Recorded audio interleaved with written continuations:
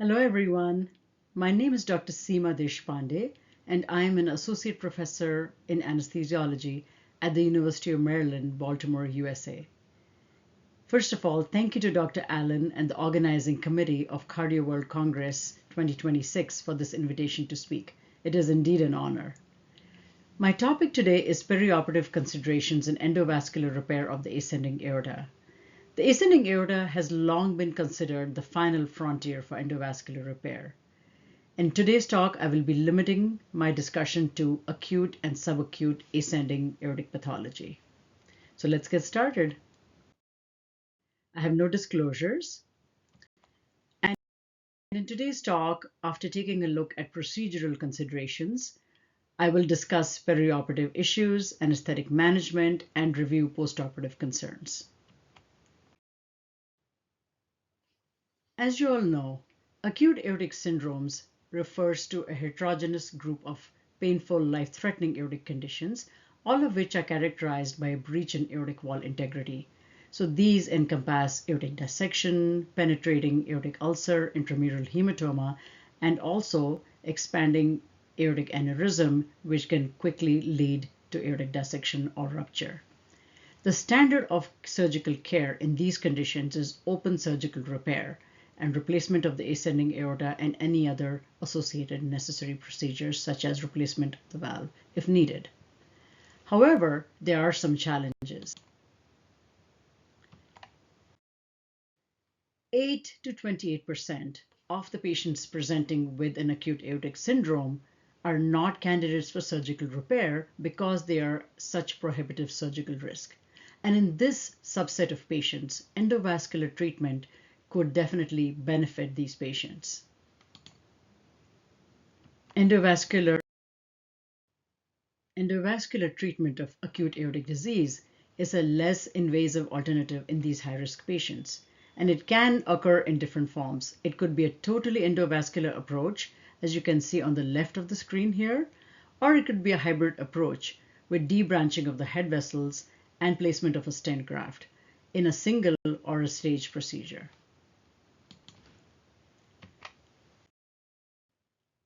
So what about those high-risk patients with aortic root involvement? These could be anywhere from 32 to 68% of patients. The standard open surgical repair in these patients is the Bentall procedure, where the surgeons replace the aortic valve, replace the ascending aorta, and reimplant the coronary arteries into the graft. A new novel endovascular procedure has emerged, which is used in certain select patients, of course. This is known as the endobentall procedure and was first reported in 2023 by a group at the University of Maryland. In this procedure, the surgeons replace the aortic valve with a TAVR valve, replace the ascending aorta with a stent graft, and then coronary stenting is performed if needed.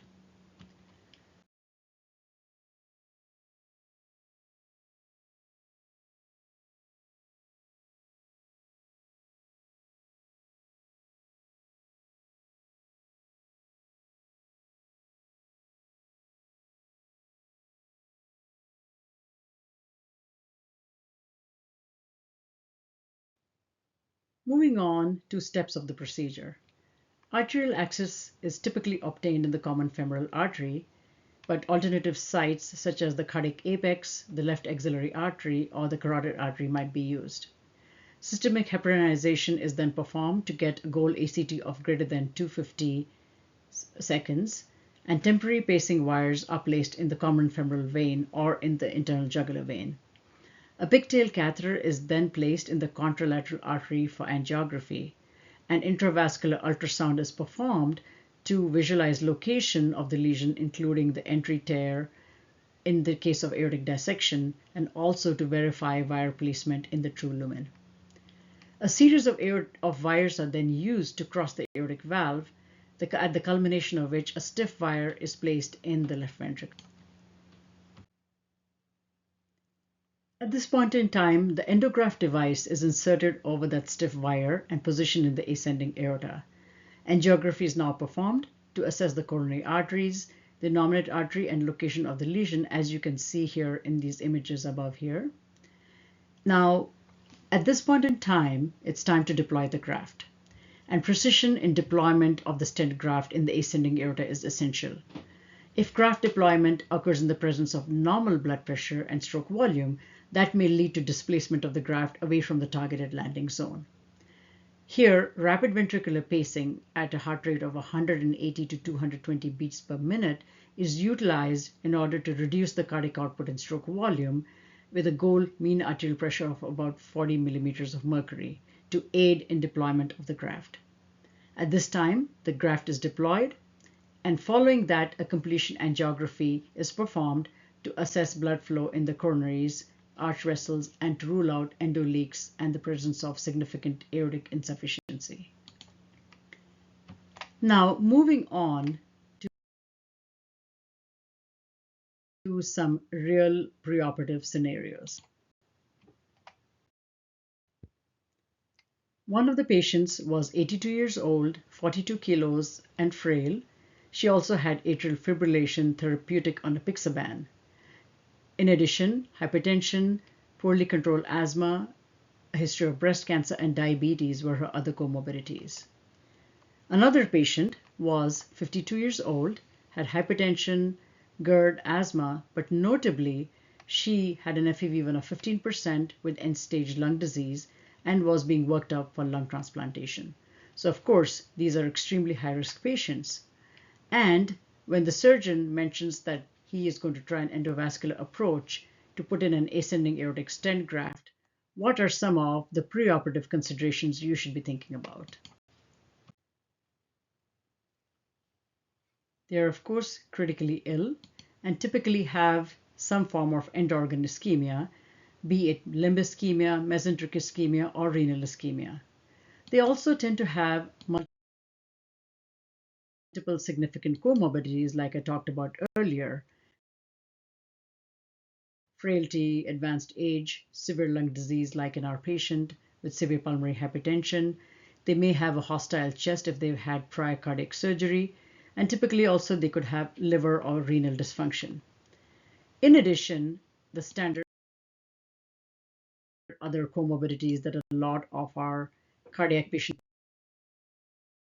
population has, such as hypertension, coronary artery disease, heart failure, cerebrovascular disease, and diabetes. So, how do we assess risk in these patients? There are several validated risk models for open cardiac surgery, such as the Society of Thoracic Surgeons risk score or the revised cardiac index. However, there are no validated risk models for endovascular ascending aortic repair. So here, the preoperative evaluation is similar to that of patients coming in for open cardiac surgical repair.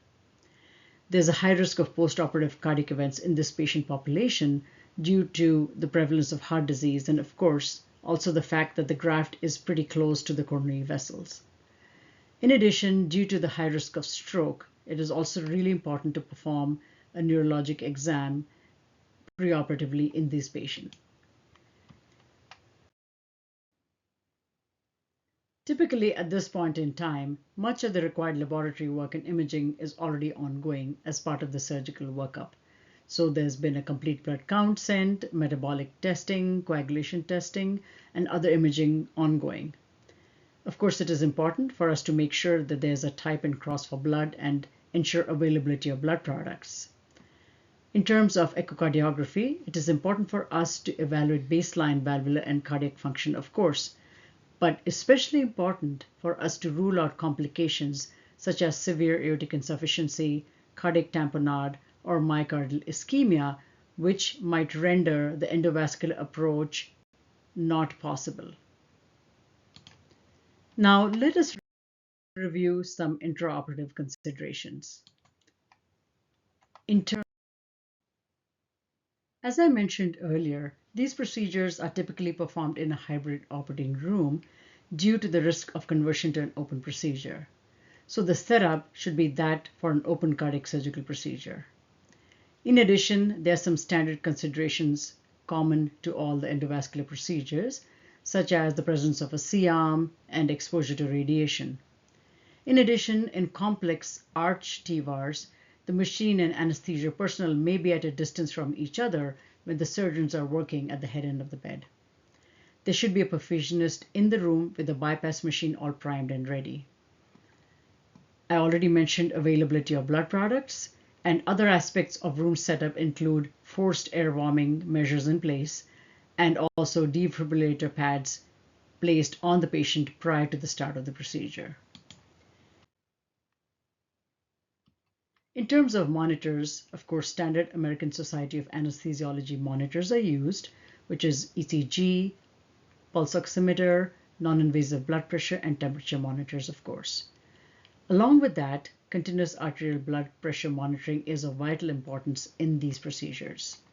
Typically, bilateral radial arterial lines are inserted, and in the event that the axillary or subclavian artery is used for access, an additional femoral arterial line may be inserted.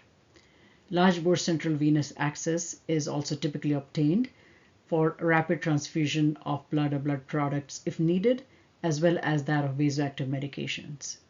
In endobantal procedures, femoral venous access is preferred since internal jugular and subclavian vein access will interfere with visualization of the surgical field by fluoroscopy.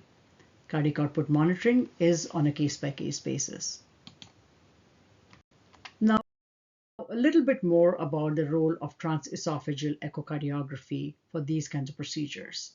An intraoperative TEE is usually performed unless there's a contraindication, although the TE probe needs to be typically withdrawn into the upper esophagus prior to fluoroscopy and device deployment in order to avoid interference with imaging. TEE has its uses in the pre-deployment phase in the assessment of function, baseline volume motion, volume status, and of course, to rule out a tamponade or pericardial effusion. And you can see that in this image here, highlighted by the arrow, that there's a pericardial effusion and actually some organized thrombus in this image. Other uses: TE can also help in characterizing pathology, especially in aortic dissection, with the extent of the dissection flap and identifying true and false lumens, and also aid in measurements as a complement to the CT scan measurements. TEE can also complement fluoroscopy in other ways, such as guide wire positioning in the left ventricle, device advancement, and also a look at the proximal and distal ends of the graft. TEE can be extremely useful in helping detect procedural complications such as valve injury or rule out new wall motion abnormalities, or even help identify cardiac perforation leading to cardiac tamponade. It is also extremely useful in helping evaluate the patient who has hemodynamic decompensation. What about the use of other monitors? Before I move on to other monitors, I would like to discuss stroke risk. Stroke remains a potentially devastating complication after aortic arch and ascending aortic procedures. After zone 0 endovascular repair, the risk of stroke is anywhere from 8 to 22%. And the etiology of these strokes is multifactorial. It could be embolic, could be by surgical vessel manipulation, could occur in the setting of malperfusion in a type A aortic dissection.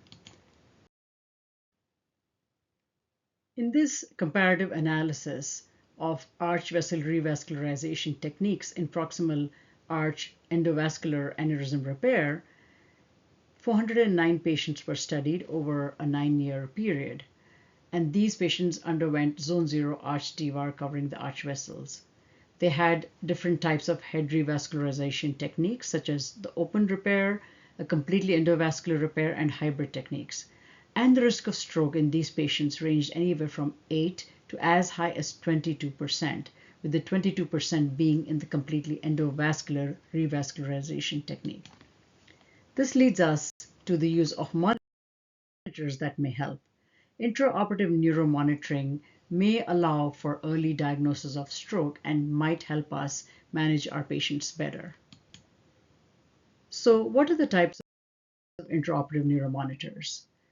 EEG or electroencephalography, cerebral oximetry or near infrared spectroscopy, evoked potential monitoring, that is somatosensory evoked potentials and motor evoked potentials, transcranial Doppler, and also depth of anesthesia monitors. Now, each of the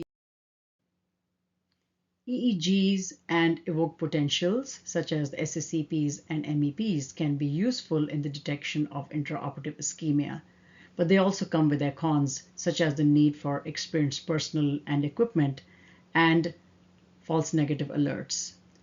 The NIRS and depth of anesthesia monitors are relatively easier to use in clinical practice, but again, there is insufficient data on decreasing the risk of stroke or cognitive dysfunction overall. The transcranial Doppler is a monitor that is less frequently used in this setting. In this particular observational study, which looked at 563 patients undergoing aortic arch surgeries over an 8-year period, EEG and SSEP was used as the neuromonitoring modality of choice. There was a change in 21% of patients, and the neuromonitoring change group had a higher operative mortality and also a higher rate of stroke within 48 hours. Here, the study concluded that the sensitivity of SSCPs might be a little bit more than that of EEGs for predicting early adverse neurologic events, especially when the SSCP changes are permanent. At this point in time, there are no current standard guidelines, however, for intraoperative neuromonitoring procedures in ascending aortic stent graft. Now, moving on to the type of anesthesia.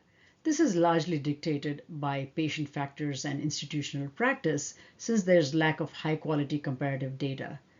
Typically, general endotracheal anesthesia is preferred in these procedures because of the fact that it provides a secure airway, patient immobility, and of course there's potential for conversion to an open procedure. In general anesthesia, when SSCPs and MEPs are monitored, anesthetic maintenance is primarily through total IV anesthesia with reduced concentration of inhaled anesthetics so as to not suppress the SSCPs. Also, short-acting paralytics are carefully used when motor evoked potentials are being monitored. Now, barring complications or instability, when the goal is to extubate these patients at the end, short-acting agents are used to facilitate fast tracking and a neurologic exam at the end of the procedure. What about the use of neuraxial anesthesia in these procedures? It has been reported in case reports. There's a case report from 2001 in a 46-year-old with type A aortic dissection undergoing an endovascular procedure where epidural anesthesia was used, and another case report in 2014 where a spinal anesthetic was used in a 79-year-old with significant comorbidities. What about the use of regional anesthesia for these procedures? It has not been reported in the ascending aortic endovascular procedure, but in this particular case report of a patient undergoing a transcatheter aortic valve replacement and endovascular repair of an infrarenal AAA, the use of bilateral ileoinguinal, ileohypogastric, and femoral nerve blocks provided appropriate level of anesthesia. So definitely it shows some promise. What about local anesthesia? That can be used, but one again has to keep in mind that this could be extremely uncomfortable for the patient. Now, a few points about pain management. Pain management, of course, has to be optimized for this procedure, and in situations when patients are undergoing a mini thoracotomy for transapical access, chest wall blocks such as the serratus anterior block can provide adequate analgesia. I already talked about peripheral nerve blocks, but definitely peripheral nerve blocks or local anesthetic infiltration at the femoral access site can help with analgesia.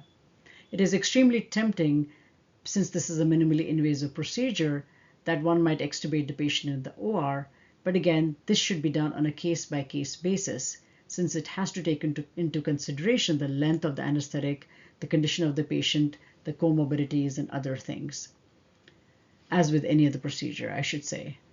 It is also important for us to remember to perform a focused neuroexamination at the end of the case because of the high risk for stroke in these patients. Moving on to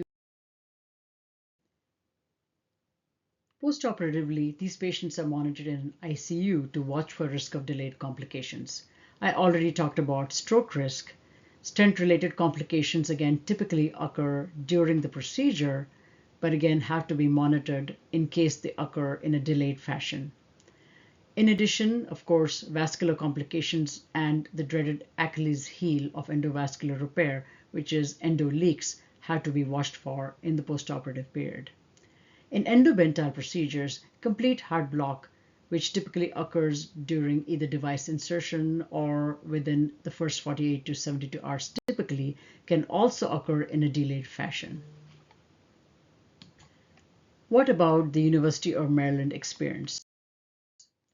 We have so far performed 76 Zone 0 ascending aortic and aortic arch stent grafts with a mortality of 6.4% and a stroke rate of 7.2%. 12 endovascular procedures with 1 perioperative mortality and no strokes. So to conclude, my key takeaways are that endovascular treatment of acute and subaortic conditions in a very select patient population, the very high-risk patient, are expected to rise with improvements in device technology and increasing surgeon familiarity. Even though these are endovascular procedures, significant risks still exist because this is a very high-risk patient population. Again, I cannot overemphasize how important the multidisciplinary team approach and communication is, and it is important for us to be familiar with procedural and perioperative considerations so that we can take excellent care of our patient population. Thank you very much for your time and attention, and thank you for the opportunity.